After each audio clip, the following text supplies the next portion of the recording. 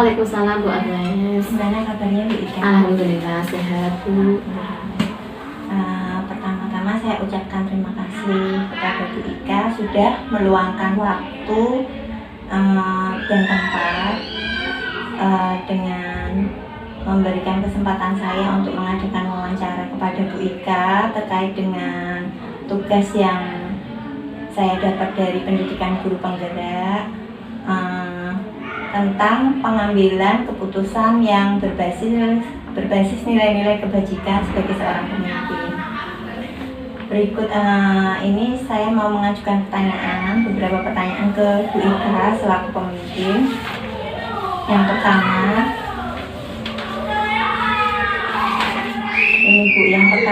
bagaimana Bu Ika menjalankan pengambilan keputusan di sekolah, terutama untuk kasus-kasus di mana ada dua kepentingan yang sama-sama baik tetapi bertentangan, Bu? Terima kasih Bu Agnes. Kalau pengambilan keputusan kan memang menjadi tugas dari kepala sekolah ya Bu. Tidak lepas dari tugas kepala sekolah untuk mengambil keputusan yang tepat ya.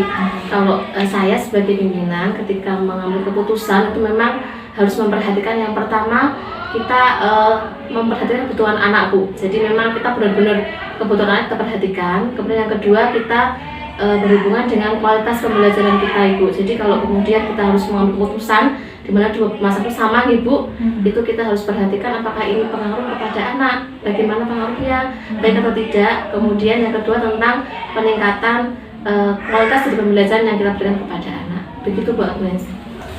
Ya Bu, bagus sekali ya Bu. Kemudian untuk langkah-langkah sama prosedurnya itu seperti apa yang biasanya Bu Ika ambil selama ini? Untuk pengambilan keputusan kita tidak bisa langsung mengambil Bu. Jadi memang ada banyak langkah yang harus kita perhatikan sehingga nanti kita bisa mengambil keputusan yang tepat ya untuk permasalahan yang sedang dihadapi oleh sekolah terutama ya. Jadi langkah yang pertama yang bisa kita lakukan mungkin Bu Agnes, kita bisa mencari mengkonfirmasi mungkin ya. Yang pertama mengkonfirmasi dari permasalahan yang terjadi. Banyak yang terlibat mungkin ya, siapa saja yang terlibat di masalah ini, kemudian keberadaannya seperti apa, sehingga nanti kita akan bisa mengambil sesuatu yang tepat, diambil keputusan yang tepat begitu.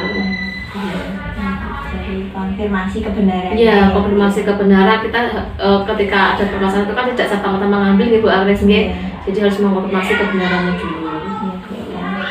Kemudian hal-hal apa saja yang selama ini Bu Ika anggap efektif dalam pengambilan keputusan pada kasus-kasus yang tadi bertemu dengan dua hal yang sama-sama benar tetapi bertentangan atau yang dinamakan di pembelajaran saya itu dilema etika. Jadi selain kita konfirmasi tadi Bu Agnes jawaban yang kedua tadi selain kita konfirmasi kebenaran itu kita juga yang efektif kan menyelesaikan permasalahan itu dari bawah. Jadi ketika memang terjadi ke anak, kita coba untuk kemudian membawa masalah itu tidak hanya di guru kelas begitu Jadi kita efektifnya itu memang mencari permasalahan, mencari solusinya itu bareng-bareng. Jadi bisa efektif, tidak kemudian dipikir satu orang saja Jadi kita harus sama-sama membantu seperti itu Bu Agnes. Saya pikir dari pimpinan kemudian dari gurunya juga yang berkepentingan juga semuanya pihak bisa membantu. Sangat efektif menurut saya. Kemudian hal-hal apa saja yang selama ini merupakan tantangan bagi Bu Ika dalam pengambilan keputusan seperti kasus-kasus dilema etika tersebut? Nah ini tantangan yang kemudian juga kami alami sebagai pimpinan Ada juga tantangan yang kami alami, terutama mungkin ketika itu terjadi di anak ya Bu. Jadi kadang-kadang anak itu kan ada permasalahan dengan teman sekelasnya atau dengan teman kelas yang lain. Itu sebenarnya kalau kemudian di anak sudah selesai, kadang-kadang tidak selesai di orang tua begitu Bu. Jadi kami masalahnya itu kan kadang orang tua juga mohon maaf ikut campur begitu ikut campur. Kemudian itu yang menjadi tantangan sendiri buat kami begitu. Kemudian apakah Bu Ika memiliki jadwal atau waktu tertentu dalam penyelesaian kasus dilema etika? Apakah Bu Ika biasanya menyelesaikan langsung di tempat saat itu juga atau membutuhkan waktu gitu Bu? Sebenarnya kalau waktu khususnya tidak ada ya Bu Agnes. Jadi ketika ada permasalahan itu memang kita lihat dulu apakah ini harus diselesaikan di saat itu juga atau kemudian kita perlu waktu melihat dulu, mencari dulu kebenaran itu seperti apa. Jadi ada permasalahan yang harus kita selesaikan di itu juga, Ada yang kemudian kita nanti harus membutuhkan data begitu. Jadi tidak sama antara satu masalah dengan masalah yang lain begitu. Ya, Bu, tergantung masalahnya. Betul, nggih. Kemudian apakah ada faktor-faktor lain atau seseorang yang selama ini bisa mempermudah atau membantu Bu Ika dalam pengambilan keputusan dalam kasus-kasus tersebut, Bu? Nggih. Untuk yang membantu biasanya kami seperti ini, Bu. Jadi ketika ada permasalahan kan memang di kami itu kalau terjadi di kelas itu coba diselesaikan oleh guru yang bersangkutan begitu nggih. Tetapi kemudian ketika itu tidak bisa diselesaikan, maka dibawa ke teman-teman yang lain disampaikan begitu nggih. Kemudian kalau tidak bisa lagi ke kepala sekolah kepemimpinan. Nah, saya biasanya juga ketika tidak bisa memutuskan sesuatu itu saya kemudian menyampaikan ke yayasan, ke pihak-pihak yang kemudian bisa membantu saya untuk menyelesaikan masalah begitu. Itu nih, Bu, Nggih. ada tahapannya nih. Wonten nggih. Kemudian, Bu, pertanyaan yang terakhir, apakah dari semua hal yang telah disampaikan, pembelajaran apa yang bisa Bu Ika petik dari pengalaman Bu Ika mengambil keputusan Nggih. dilema etika? Nggih, betul, Bu. Jadi memang setiap keputusan yang kita ambil itu memang harusnya ini ya, Bu, berfokus kepada kebutuhan anak nih, Bu. Jadi kan kita di sekolah itu fokus kita adalah anak nggih. Ketika anak kemudian mendapatkan haknya, mendapatkan sesuatu yang menjadi kebutuhannya, itu yang harus kita perhatikan. Jadi setiap penyelesaian masalah juga harus berfokus ke sana, Bu, ke anak semua begitu istilahnya. Nggih.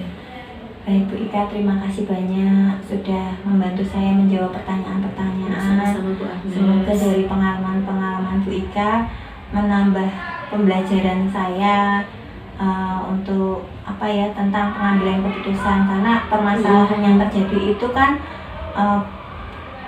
tidak hanya terjadi pada pemimpin ya, Bu, tetapi Betul, juga pada iya. pendidik juga. Iya, Bu Agnes, betul sekali. Terima kasih banyak, Bu Ika. Sama-sama, Bu Agnes. Assalamualaikum. Ya, Waalaikumsalam warahmatullahi.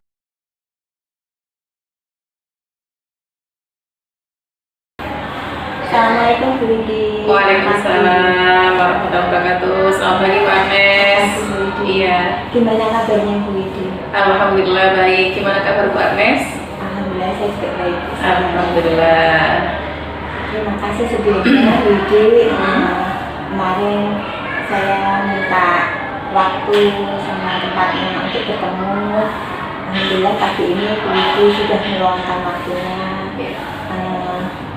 terkait dengan tugas saya sebagai calon guru penggerak. Saya ada tugas untuk mewawancarai kepala sekolah, beberapa kepala sekolah. Kebetulan kan ada yang dekat ya dari SDUT Bina Insani, jadi saya minta kesediaan waktunya. Jadi saya ada tugas dari modul 3.1 tentang pengambilan keputusan yang berbasis nilai-nilai kebajikan sebagai pemimpin. Ada beberapa pertanyaan. Bagaimana Bu Widi menjalankan pengambilan keputusan di sekolah, terutama untuk kasus-kasus di mana ada dua kepentingan yang dua-duanya itu sama-sama benar tetapi bertentangan? Ya. Terima kasih Bu Agnes atas kepercayaannya kepada kami ya untuk diwawancarai. Jadi ketika ada sebuah kasus begitu, ada sebuah permasalahan, nanti pengambilan keputusannya seperti apa, biasanya itu yang pertama kami rapatkan dulu begitu ya, dengan misalkan permasalahannya adalah siswa ya, sama-sama siswa misalkan. Nah, kita rapatkan dulu dengan wali kelas, terutama waka. Kalau di sini adalah waka kesiswaan begitu. Dan itu nanti kita mencari informasi dulu ya. Kalau dalam bahasa Islam itu tabayun dulu begitu, mencari informasi, menggali informasi. Setelah itu baru kita memanggil satu-satu siswa yang memang ada sesuatu ya. Satu-satu dulu, dipanggil satu-satu dulu, tabayun dulu, kemudian akhirnya nanti kita pertemukan begitu. Nah setelah itu nanti kita diskusi bersama begitu ya. Yang terbaik intinya kalau di sini pengambilan keputusan itu berpihak pada siswa ya. Jadi jangan sampai nantinya merugikan siswa begitu. Ya. Kemudian langkah-langkah atau prosedur seperti apa yang biasa dilakukan selama ini? Ya, tadi langkah-langkahnya begitu ya. Misalkan ada laporan nih, pertama ada laporan ke sekolah terkait dengan permasalahan begitu. Kadang laporan itu bisa dari wali kelas dulu, orang tua ke wali kelas, atau ke wakil kesiswaan, atau ke langsung kepala sekolah. Sebenarnya kalau ini bertahap ya. Jadi laporan itu ke wali kelas dulu, kemudian wali kelas tidak bisa menyelesaikan, baru ke wakil kesiswaan. Kesiswaan tidak bisa menyelesaikan, baru ke kepala sekolah gitu. Nah itu tahapannya begitu. Nah kalau prosedurnya sama seperti tadi, jadi kita menggali informasi dulu ya. Biasanya ketika di rapat itu kan ada wali kelas yang menyampaikan, kita menyampaikan ada permasalahan apa di kelas, nanti wali kelas akan bercerita ada permasalahan ini. Nah itu nanti kita cari solusi bersama-sama gitu, terutama untuk ketika masalahnya adalah siswa dengan siswa misalkan. Nah itu kita memang harus cari informasi sedalam-dalamnya, begitu sedetail-detailnya, jangan sampai nanti merugikan salah satu dari siswa tersebut begitu. Dan kalau misalkan nanti sampai ke orang tua, itu pun juga kita sampai orang tuanya kita panggil, kita gali informasi, ya kerjasama sih dengan orang tua juga gitu. Selanjutnya, hal-hal apa saja yang selama ini dianggap efektif dalam pengambilan keputusan pada kasus-kasus yang kami tuh baru belajar Bu, namanya dilema etika. Jadi antara dua hal yang sama-sama benar tapi bertentangan.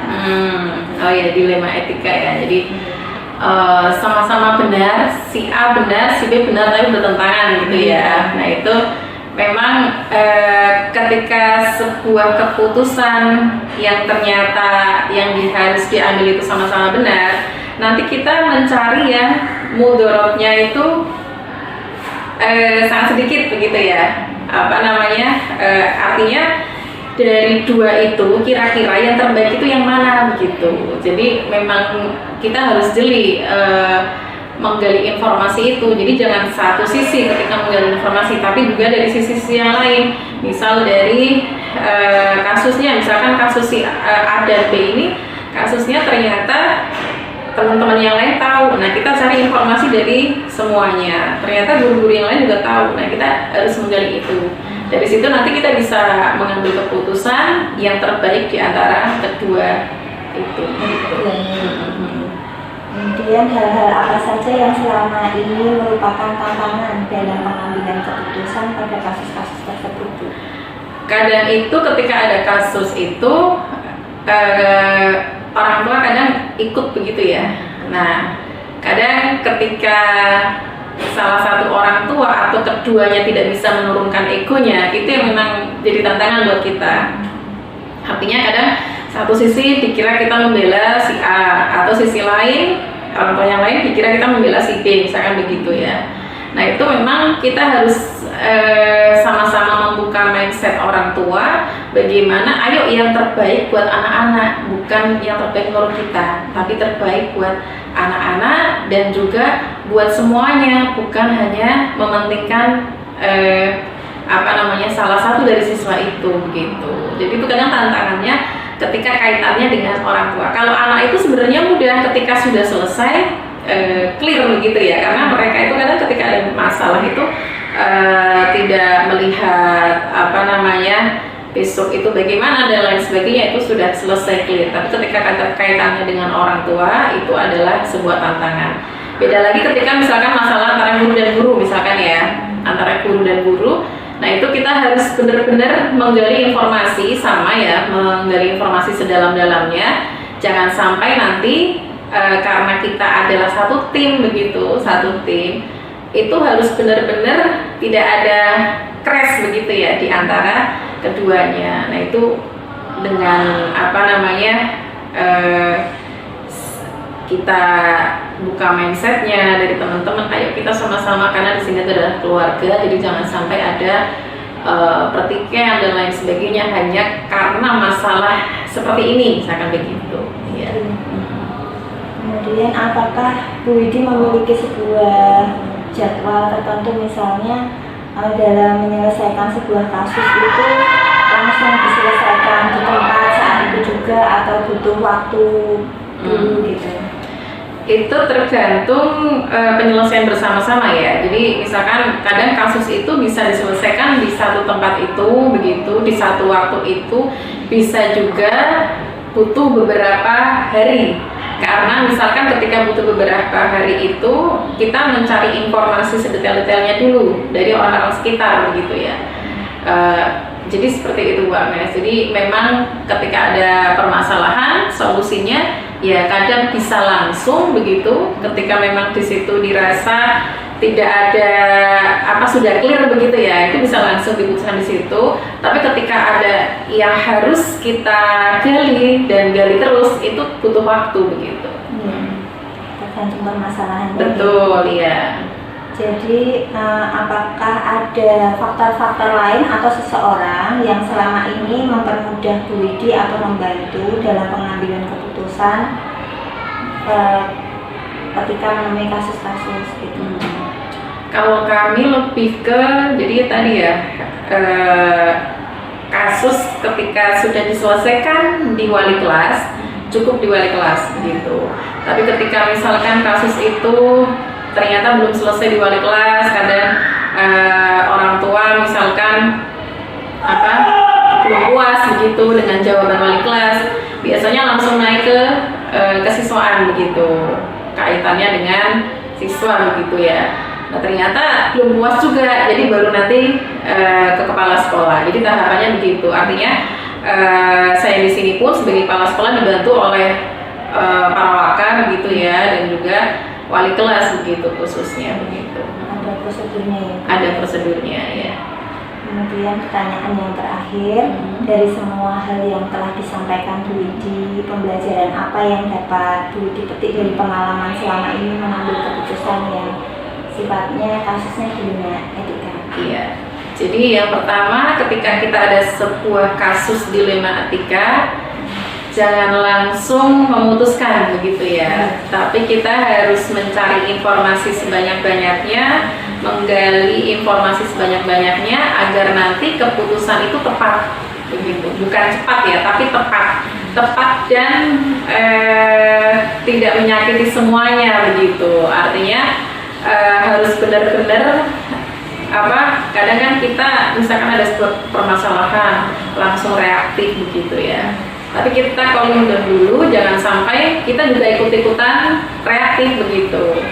Tapi kita harus menyiapkan diri kita begitu ya, khususnya untuk menggali bagaimana, yuk cari informasi sebanyak-banyaknya begitu. Bisa dengan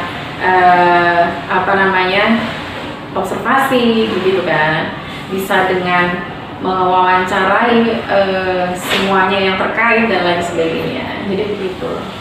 Intinya harus ini ya, harus jeli ya, jeli, teliti, kemudian prinsipnya dalam menyelesaikan masalah itu mungkin dipikirkan hasil akhirnya yang terbaik gitu ya.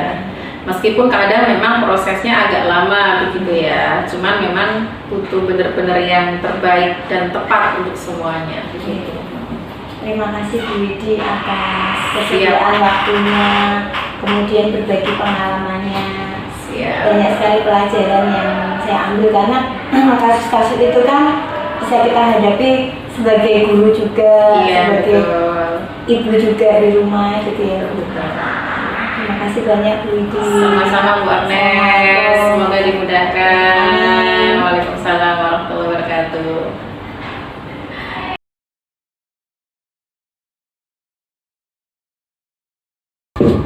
Assalamualaikum Bu Titi, selamat pagi. Waalaikumsalam Bu Agnes, selamat pagi juga. Gimana kabarnya Bu Titi? Alhamdulillah baik. Alhamdulillah. Pertama-tama saya ingin mengucapkan terima kasih kepada Bu Titin yang sudah berkenan meluangkan waktu dan tempatnya di sela-sela kesibukannya Bu Titin. Jadi hari ini saya bermaksud ingin melakukan kegiatan wawancara terkait dengan tugas saya sebagai calon guru penggerak mengenai pengambilan keputusan berbasis nilai-nilai kebajikan sebagai pemimpin. Yang pertama, Bu Titin kan tentunya sudah banyak sekali pengalaman sebagai kepala sekolah. Jadi sebagai pemimpin, Bu Titin pernah dalam situasi di mana mengharuskan Bu Titin mengambil keputusan di antara dua hal yang sama-sama benar, tetapi bertentangan. Apakah pernah Bu Titin dalam keadaan seperti itu, Bu? Tentunya dalam dunia pendidikan terutama ketika kita hidup berkelompok, saling bekerja sama, ada hal-hal yang memang kita menghadapi permasalahan yang memang kita harus mengutamakan kepentingan yang lebih besar. Jadi ketika saya menghadapi sebuah kasus yang memang misalkan satu guru dengan yang lainnya yang sama-sama benar, kita lihat dulu mana yang memang mempunyai nilai yang kebermanfaatan yang lebih besar. Jadi untuk menyelesaikan sebuah kasus yang memang memiliki nilai yang sama-sama benar tapi bertentangan, yaitu dengan kita harus melihat dulu dari segala sisi tentunya ya, baik dari sisi yang satunya maupun yang satunya. Jadi kita bisa mengetahui sesungguhnya apa yang bisa kita ambil yang terbaik. Yang kedua, pertanyaannya, kalau Ibu Titin itu langkah-langkah atau prosedur seperti apa yang biasa Ibu lakukan selama ini? Langkah atau prosedur yang saya lakukan, jadi kalau ada suatu permasalahan atau ada sebuah kasus, tentunya yang pertama kita lihat itu adalah kita harus cross check dulu. Jadi benar atau tidaknya kita harus tahu dasar permasalahannya atau akar permasalahannya. Dengan kita jadi tidak serta-merta ketika ada sebuah kasus kita langsung ambil keputusannya, tapi kita harus telusuri dulu dari misalkan kenapa bisa seperti ini, baru kemudian kita lihat gitu nilainya, baru setelah itu baru kita ambil keputusannya. Jadi kita bisa memberikan rasa yang nyaman gitu, ataupun tidak merugikan salah satu pihak. Yang ketiga, hal-hal apa saja yang selama ini Bu Titin anggap efektif dalam pengambilan keputusan pada masalah tersebut? Dalam mengambil sebuah keputusan, tentunya sebagai seorang pemimpin, kita juga harus memperhatikan lingkungan sekitar kita. Artinya kita juga harus melihat dari guru yang lainnya. Jadi ketika suatu permasalahan itu memang bisa diselesaikan, tidak bisa diselesaikan dengan keputusan sendiri gitu, maka itu harus kita diskusikan dulu dengan guru-guru yang lain. Bisa jadi kita meminta pendapat guru yang terkait dengannya, atau bisa jadi juga ketika memang permasalahannya itu misalkan memang sudah tidak bisa tangani, kita kemudian meminta pendapat misalnya pada yayasan atau kepada pihak-pihak yang istilahnya mempunyai kewenangan yang lebih tinggi gitu. Jadi sebisa mungkin ketika ada permasalahan itu kita harus melihat secara subjektif gitu.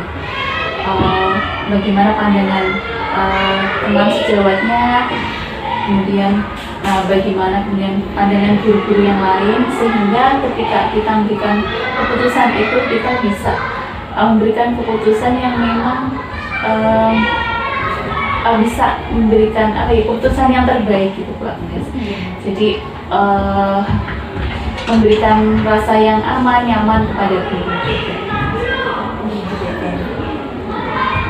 Kalau apakah Bu Titin memiliki sebuah jadwal tertentu dalam sebuah menyelesaikan permasalahan, atau Ibu menyelesaikan langsung pada saat itu di tempat, atau mungkin memiliki tenggang waktu gitu Bu?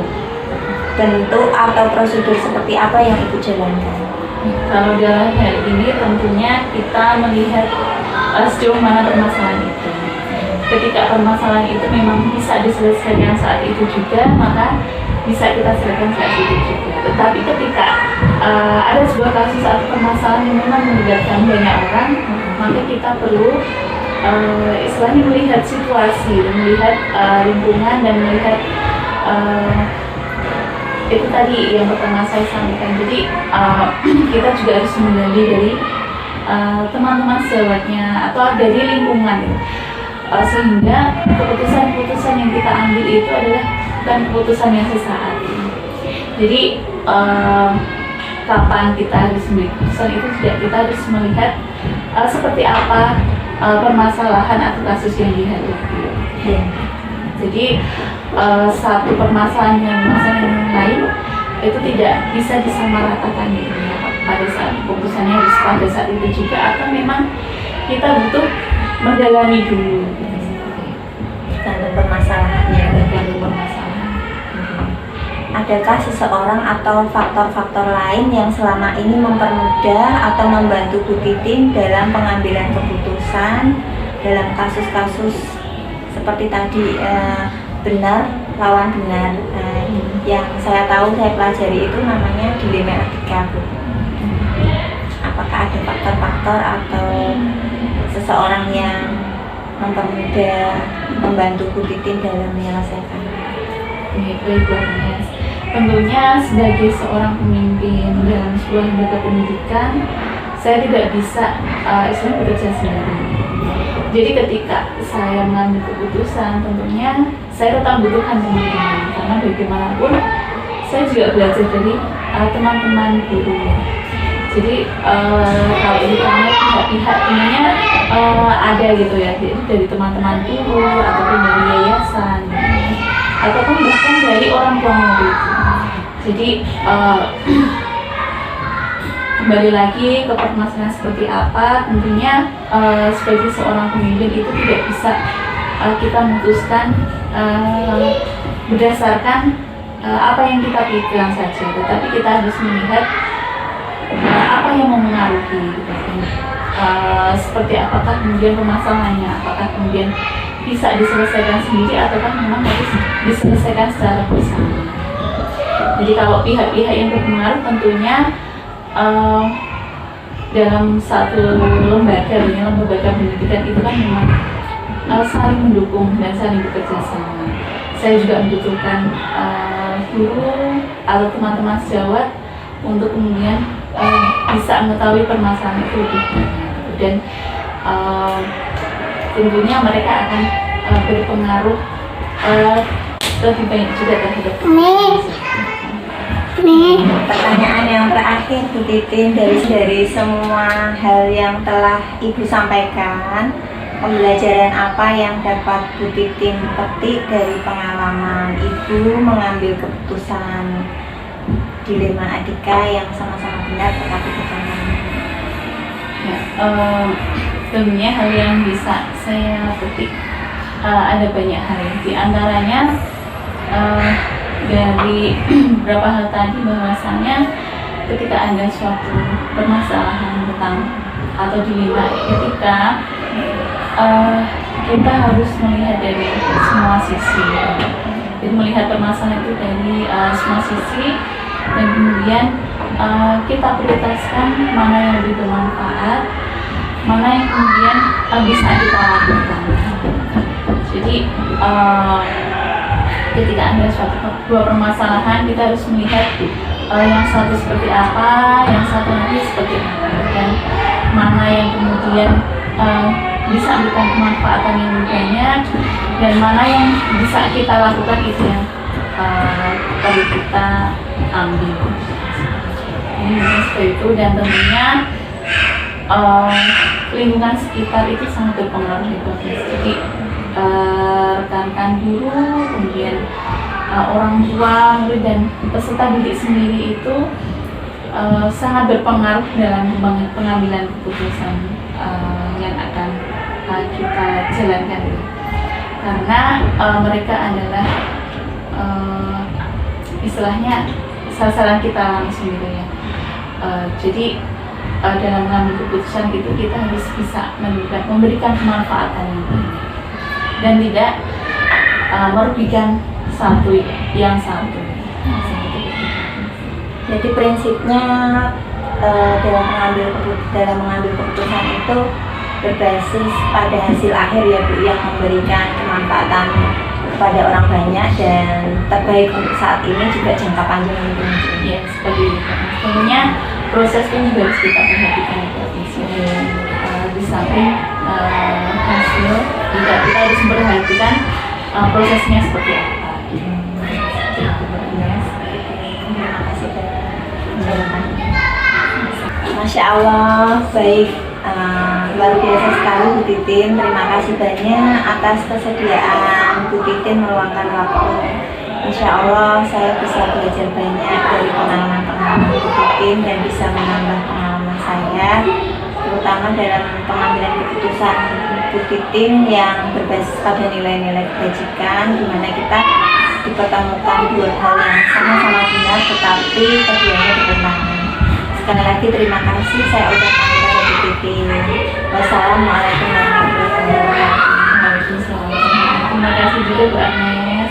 Semoga Bu Agnes terus semangat dalam program memberikan guru-guru ini sehingga selalu menjadi guru yang terus belajar. Amin. Terima kasih Bu Titin.